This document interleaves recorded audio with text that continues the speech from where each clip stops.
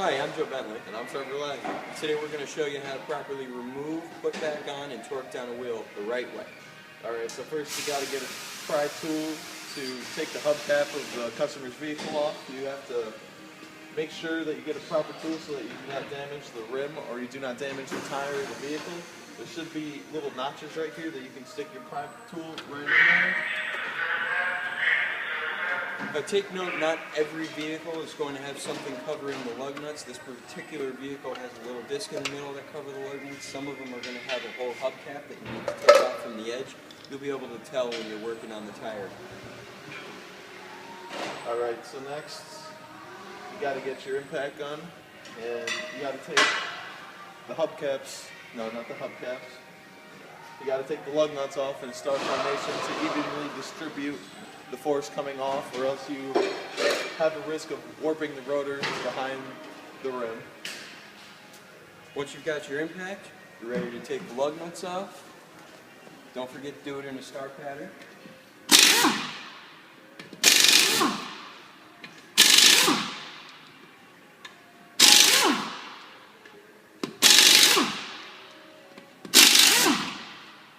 This one came off real easy. Sometimes you got to hit them a few times to get them off. Not every wheel is going to come off as easy as this one. Some of them you may have to get behind them with a dead blow hammer and just hit them right where the rim meets the tire. Make sure it's a soft-faced hammer. Once you've got your wheel off, you're ready to service whatever it is you were going to service, and you can put the wheel back on.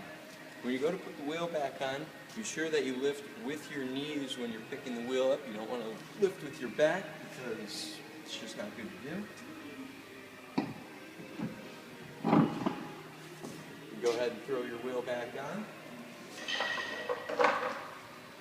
Take the time to throw your lug nuts back on. Just a few spins. That's all you need. Yeah, you don't want to just put the lug nuts on one spin and then go hitting it with the impact, because you risk stripping out the threads on the studs. So just get them on there a good 3 or 4 turns. It's better to do this now than have to rethread the studs and get new lug nuts and things of that nature. And then it's a good practice to always start with the bottom lug nut and then just go in a star formation to evenly distribute the torquing onto the... This is where a lot of people do it wrong. Most people just take the same attachment they used to take the wheel, set it on high, and crank those puppies down. That's not what you're supposed to do. What I like to do is I take a torque limiting stick on this here impact gun. This limits the torque. This particular one limits it to 120 foot-pounds. And my goal is to torque the wheels at 140. So you get them seated real nice with this, and then you go and you hand torque them the rest of the way. So like Trevor said, you want to make sure that you hit them in a star formation to evenly apply the torque, just as you evenly remove the torque.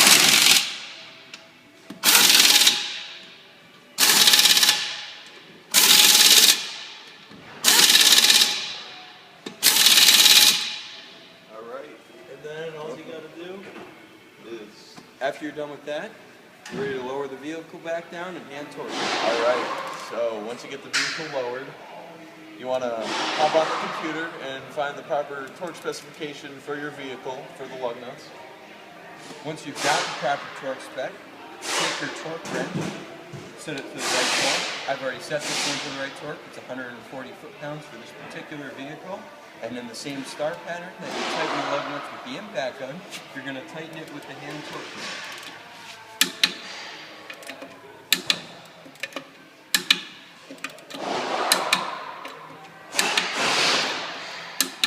And then after that, you can throw the center cap back on. If you have trouble getting the center cap on, grab a soft-faced hammer and just hit it until it's seated. Make sure it's seated. Customers don't like it when their center caps fall off. Once you're done with that, you're done with the vehicle and you can move on with your day. Thanks for watching how to properly remove, put back on, and torque down a wheel the right way. Have a good day. Thanks for watching.